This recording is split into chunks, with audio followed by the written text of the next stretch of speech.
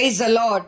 ஆண்டவராகிய இயேசு கிறிஸ்துவின் நாமத்தில் உங்களுக்கு என் அன்பின் வாழ்த்துதலை தெரிவித்துக் கொள்கிறேன்.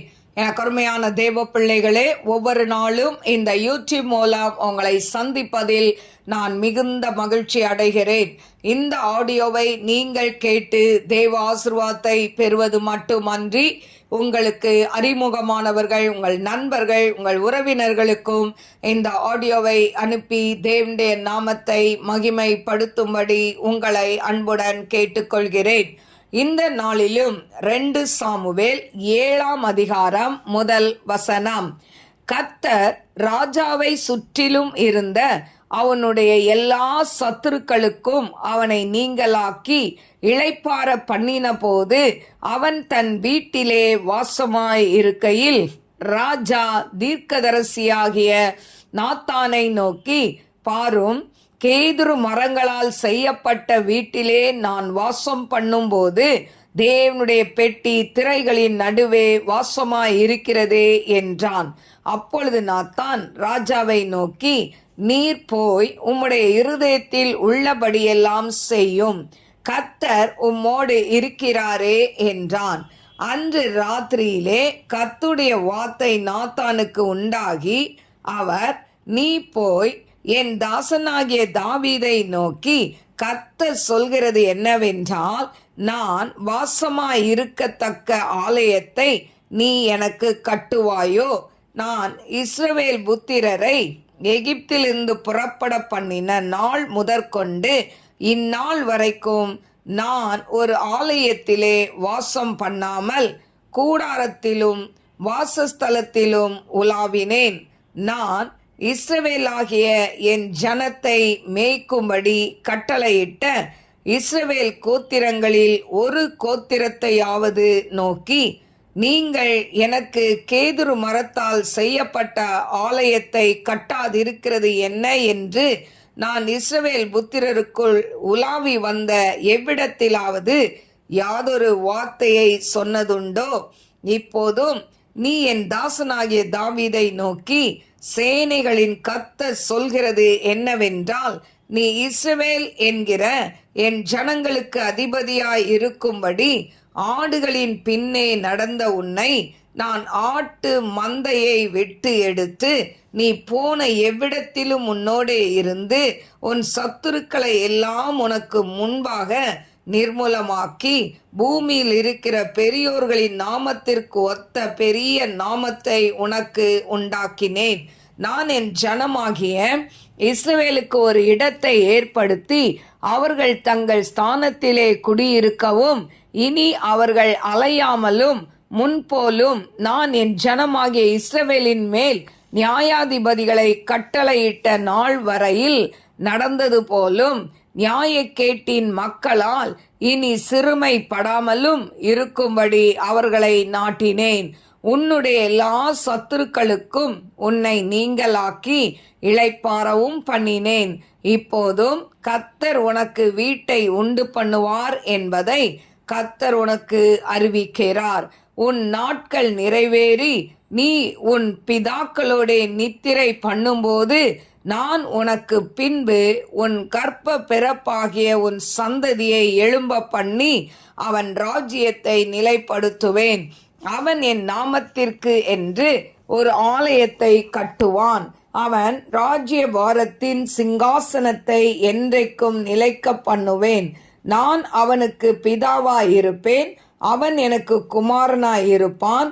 அவன் அக்கிரமம் செய்தால் நான் அவனை மனுஷருடைய மிலாற்றினாலும் மனுபுத்திரருடைய அடிகளினாலும் தண்டிப்பேன். உனக்கு முன்பாக நான் தள்ளிவிட்ட சவுலிடத்திலிருந்து என் கிருபையை விலக்கினது போல அவனை விட்டு விலக்க மாட்டேன். உன் வீடும் உன் ராஜ்யமும் என்றென்றைக்கும் உனக்கு முன்பாக ஸ்திரப்பட்டிருக்கும். உன் ராஜாசனம் என்றைக்கும் நிலை பெற்றிருக்கும் என்கிறார் என்று சொன்னார். நாத்தான் இந்த எல்லா வார்த்தைகளின்படியும் இந்த எல்லா தரிசனத்தின்படியும் தாவீதுக்கு சொன்னான். அப்பொழுது தாவீது ராஜா உட்பிரவேசித்து கர்த்தருடைய சமூகத்திலிருந்து, கர்த்தராகிய ஆண்டவரே, தேவரீர் என்னை இதுவரைக்கும் கொண்டு வந்ததற்கு நான் எம்மாத்திரம், என் வீடும் எம்மாத்திரம். கர்த்தராகிய ஆண்டவரே, இது இன்னும் உம்முடைய பார்வைக்கு கொஞ்ச காரியமாய் இருக்கிறது என்று கர்த்தராகிய ஆண்டவராய் இருக்கிற தேவரீர் உம்முடைய அடியானுடைய வீட்டை குறித்து வெகு தூரமாய் இருக்கும் காலத்து செய்தியை மனுஷர் முறைமையாய் சொன்னீரே. இனி தாவீது உம்மிடத்தில் சொல்ல வேண்டியது என்ன? கர்த்தராகிய ஆண்டவராய் இருக்கிற நீர் உமது அடியானை அறிவீர். உம்முடைய வாக்கு தத்தத்தின் நிமித்தமும் உம்முடைய சித்தத்தின்படியேயும் இந்த பெரிய காரியங்களை எல்லாம் உமது அடியேனுக்கு அறிவிக்கும்படிக்கு தயவு செய்தீர். ஆகையால் தேவனாகிய கர்த்தரே, நீர் பெரியவர் என்று விளங்குகிறது. நாங்கள் எங்கள் காதுகளாலே கேட்ட சகல காரியங்களின்படியும் தேவரீருக்கு நிகரானவர் இல்லை. உம்மை தவிர வேறே தேவனும் இல்லை. உம்முடைய ஜனமாகிய இஸ்ரவேலுக்கு நிகரான ஜனமும் உண்டோ? பூலோகத்து ஜாதிகளில் இந்த ஒரே ஜாதியை தேவன் தமக்கு ஜனமாக மீட்கிறதற்கும் தமக்கு கீர்த்தி விளங்க பண்ணுகிறதற்கும் ஏற்பட்டாரே. தேவரீர் எகிப்திலிருந்து மீட்டு கொண்டு வந்த உம்முடைய ஜனத்திற்கு முன்பாக பயங்கரமான பெரிய காரியங்களை நடத்தி உம்முடைய தேசத்திற்கும் அதிலிருந்த ஜாதிகளுக்கும் அவர்கள் தேவர்களுக்கும் உமது மகிமையை விளங்கச் செய்து உம்முடைய ஜனமாகிய இஸ்ரவேலர் என்றைக்கும் உம்முடைய ஜனமாய் இருப்பதற்கு அவர்களை திடப்படுத்தி கர்த்தராகிய நீர்தாமே அவர்களுக்கு தேவனானீர். இப்போதும் தேவனாகிய கர்த்தாவே, நீர் உமது அடியானையும் அவன் வீட்டையும் குறித்து சொன்ன வார்த்தையை என்றென்றைக்கும் நிலைவரப்படுத்த தேவரீர் சொன்னபடியே செய்தருளும். அப்படியே சேனைகளின் கர்த்தர் இஸ்ரவேலின் மேல் தேவனானவர் என்று சொல்லி உம்முடைய நாமம் என்றென்றைக்கும் மகிமைப்படுவதாக. உமது அடியானாகிய தாவீதின் வீடு உமக்கு முன்பாக நிலை நிற்பதாக. உனக்கு வீடு கட்டுவேன் என்று இஸ்ரவேலின் தேவனாகிய சேனைகளின் கர்த்தராய் இருக்கிற நீர் உமது அடியானின் செவிக்கு வெளிப்படுத்தினீர். ஆகையால் உம்மை நோக்கி இந்த விண்ணப்பத்தை செய்ய உமது அடியானுக்கு மன தைரியம் கிடைத்தது. இப்போதும் கர்த்தராகிய ஆண்டவரே, நீரே தேவன், உம்முடைய வார்த்தைகள் சத்தியம். தேவரீர் உமது அடியானுக்கு இந்த நல் விசேஷங்களை வாக்குத்தத்தம் பண்ணினீர். இப்போதும் உமது அடியானின் வீடு என்றைக்கும் உமக்கு முன்பாக இருக்கும்படி அதை ஆசீர்வதித்தருளும். கர்த்தரான ஆண்டவராகிய தேவரீர் அதை சொன்னீர். உம்முடைய ஆசீர்வாதத்தினாலே உமது அடியானின் வீடு என்றைக்கும் ஆசீர்வதிக்கப்பட்டிருப்பதாக என்றான். எனக்கு அருமையான தேவ பிள்ளைகளே, இந்த நாளிலும் 2 சாமுவேல் 7ஆம் அதிகாரம் 1 முதல் 29 வசனங்களை நான் வாசித்திருக்கிறேன். எனக்கு அருமையான தேவ பிள்ளைகளே, இந்த இடத்துல பார்த்தீங்கன்னா 7ஆம் அதிகாரம் 1 வசனத்தில் ராஜா என்ன பண்ணுறாரு? அவர் எல்லாத்தையும் ஜெயித்து அவர் ராஜாவான பிறகு அவனுடைய எல்லா சத்துருக்களுக்கும் ஆண்டவர் அவனை நீங்களாக்கி அவனுக்கு ஒரு இளைப்பாறுதலை கொடுக்கிறார். இப்படிப்பட்ட நேரத்தில் அவன் யோசிக்கிறான். நாத்தான் என்கிற தீர்க்கதரிசியை கூப்பிட்டு, கேதுரு மரங்களால் செய்யப்பட்ட வீட்டில் நான் வாசமாக இருக்கிறேன், ஆனால் தேவனுடைய பெட்டி திரைகளின் அதாவது நடுவே அந்த வாசமாக இருக்கிறதே அப்படின்னு சொல்கிறார். திரைச்சீலை அது உள்ள வைக்கப்பட்டிருக்குதே, நான் மட்டும் இப்படி அரண்மனையில் இருக்கிறேனே அப்படின்னு சொல்லி அவர் சொல்லும்போது நாத்தான் ராஜாவை பார்த்து என்ன சொல்கிறாரு? உம்முடைய இருதயத்தின்படி எல்லாம் செய்யும்னு சொல்லிட்டு போயிட்டார். பாருங்க, ஒரு தீர்க்கதரிசி ஒருத்தர் அவர் ஆலோசனை கேட்குறாரு. நான் மட்டும் இப்படி இருக்கிறேனே, ஆண்டவருக்கு ஒரு ஆலயம் கட்டினால் நல்லா இருக்குமே, திரைச்சிலை நடுவில் இந்த உடன்படிக்கை பெட்டி இருக்குதே அப்படின்னு சொல்லி கேட்கும்போது அவர் ஜெபம் பண்ணி சொல்லியிருக்கணும். ஆனால் இவர் என்ன பண்ணார்? தாவீது ராஜாவுக்கு தடை இல்லை, பணம் இருக்குது, கட்டலாமே அப்படின்னுட்டு உங்கள் விருப்பப்படி செய்யுங்கன்னு சொல்லிட்டு போயிட்டார். ஆனால் நைட்டில் ஆண்டவர் பேசுகிறாரு, நீ போய் என் தாசனாகிய தாவீதை பார்த்து சொல்லு, நான் வாசமாக இருக்கத்தக்க ஆலயத்தை நீ கட்டுவாயோ அப்படின்னு சொல்லி இஸ்ரவேல் புத்திரரை எகிப்து தேசத்திலிருந்து புறப்பட பண்ணின நாள் முதற்கொண்டு இந்நாள் வரைக்கும் நான் ஒரு ஆலயத்தில் வாசம் பண்ணாமல் கூடாரத்தில் தானே வாசம் பண்ணினேன். அப்போ எனக்கு அருமையான தெய்வ பிள்ளைகளே, இதில் பார்த்தீங்கன்னா ஆண்டவர் நம்மளை தாயின் கருவில் பிறந்த நாள் முதற்கொண்டு கருவிலேயே கூட ஆண்டவர் உங்களையும் என்னையும் தெரிந்து கொண்டார். அன்றிலிருந்து இன்றைக்கு வரைக்கும் நம்மை வழி நடத்துகிற தேவன் நமக்கு என்ன வேண்டும் என்பதை அவர் செய்ய வல்லவராய் இருக்கிறார். இப்போ பார்த்தீங்கன்னா இப்படி சொன்ன உடனே அவர் சொல்கிறாரு, அதாவது நீ இஸ்ரவேல் என்கிற இந்த ஜனங்களுக்கு அதிபதியாக இருக்கும்படி ஆடுகளின் பின்னே நடந்த உன்னை நான் ஆட்டு மந்தையை விட்டு எடுத்து, கருமையான தெய்வ பிள்ளைகளே, இஸ்ரவேல் ஜனங்களை ஆளும்படியாய் நான் உன்னை தெரிந்து கொண்டேன். ஆட்டுக்கு பின்னால் போன உன்னை நான் என்ன பண்ணுறேன், ஆட்டு மந்தையை விட்டு எடுத்து நான் இப்போ உன்னைய ஜனங்களுக்கு ராஜாவாக ஏற்படுத்தி ஒரு பெரிய நாமத்தை உனக்கு கொடுத்துருக்குறேன்ல அப்படின்னு சொல்கிறார். சொல்லிட்டு அவர் சொல்கிறாரு, இப்போதும் கர்த்தர் உனக்கு வீட்டை உண்டு பண்ணுவார் என்பதை கர்த்தர் உனக்கு அறிவிக்கிறார். ஆண்டவர் சொல்கிறார், அவனுடைய நல்ல குணத்தை பார்க்குறாரு. எனக்கு அருமையான தெய்வ பிள்ளைகளே, எத்தனையோ நியாயாதிபதிகள் ராஜாக்கள் எல்லாரும் வந்தாங்க. அவங்களாம் ஆண்டவருக்கு ஒரு ஆலயத்தை கட்டணும்னு நினைக்கல. ஆனால் தாவீது நினைத்ததுனால அவனுடைய நல்ல எண்ணத்தை பார்த்து ஆண்டவர் சொல்கிறாரு, நீ எனக்கு ஆலயத்தை கட்ட வேண்டாம், நான் உனக்கு ஒரு வீட்டை கட்டி தருவேன் என்று கர்த்தர் வாக்குரைக்கிறதை நாம் பார்க்கிறோம். எனக்கு அருமையான தெய்வ பிள்ளைகளே, இதில் பார்த்திங்கன்னா அதாவது ஆண்டவர் சொல்கிறாரு, உன் சந்ததியிலிருந்து எழும்புகிற நபரை கட்ட வைப்பேன், அதுதான் சாலமோனை வைத்து கட்ட வைப்பேன்னு சொல்கிறார். எனக்கு அருமையான தெய்வ பிள்ளைகளே, ஏன் தாவீதுடைய அதாவது சந்ததியிலிருந்து ஒருத்தர் எழும்பி கட்டணும், ஏன் தாவீது கட்டக்கூடாது? தாவீது அவ்வளோ பெரிய பாவியா?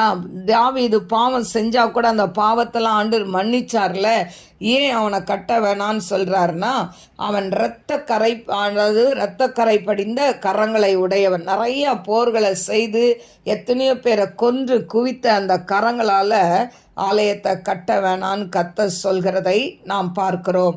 எனக்கு அருமையான தெய்வ பிள்ளைகளே, இப்படி அதாவது ஆண்டவர் அவனை கட்ட வேண்டான்னு சொன்னதுனால அவன் என்ன பண்ணுறான், ஆண்டவர்கிட்ட சொல்கிறான். அதாவது 18ஆம் வசனத்தில், கர்த்தருடைய சமூகத்தில் இருந்து கர்த்தராகிய ஆண்டவரே, தேவரீர் என்னை இதுவரைக்கும் கொண்டு வந்ததற்கு நான் எம்மாத்திரம், என் வீடு எம்மாத்திரம்னு சொல்கிறான். சொல்லிட்டு ஆண்டவர் எனக்கு ஒரு வீட்டை தருவார் என்ற அந்த நிச்சயத்தில் அவன் இருக்கிறதை நாம் பார்க்கிறோம். எனக்கு அருமையான தேவ பிள்ளைகளே, இதில் பார்த்தீங்கன்னா 21ஆம் வசனத்தில், உம்முடைய வாக்கு தத்தத்தின் நிமித்தமும் உம்முடைய சித்தத்தின்படியேயும் இந்த பெரிய காரியங்களை எல்லாம் உமது அடியேனுக்கு அறிவிக்கும்படிக்கு தயவு செய்தீர். எனக்கு அருமையான தேவ பிள்ளைகளே, அப்போ ஆண்டவர் தாவீதுடைய வாழ்க்கையில் அவருடைய சித்தத்தின்படி நடத்துகிறார். அல்லேலூயா. அதான் சொல்கிறாரு, உமக்கு நிகர் யாரும் இல்லை, உம்மை தவிர வேறே தேவன் இல்லை என்று சொல்லி. எனக்கு அருமையான தேவ பிள்ளைகளே, இப்பொழுதும் அவன் சொல்கிறான், ஆண்டவரே என்னை குறித்தும் என் வீட்டை குறித்தும் நீர் சொன்ன வார்த்தை என்றென்றைக்கும் நிலைவரப்படுத்தணும் அப்படின்னு சொல்லி தாவீது ஜெபிக்கிறதை நாம் பார்க்கிறோம்.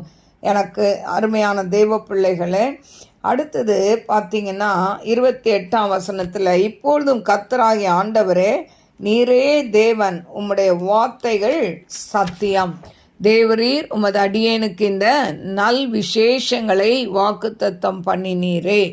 அப்போ ஆண்டவர் நல்ல விஷயத்தை அந்த தாவீதுக்கு சொல்லியிருக்கிறதை நாம் பார்க்கிறோம். இப்போதும் உமது அடியானின் வீடு என்றென்றைக்கும் உமக்கு முன்பாக இருக்கும்படி அதை ஆசீர்வதித்தருளும். கர்த்தரான ஆண்டவராகிய தேவரீர் அதை சொன்னீர், உம்முடைய ஆசீர்வாதத்தினாலே உமது அடியானின் வீடு என்றைக்கும் ஆசீர்வதிக்கப்பட்டிருப்பதாக என்றான்.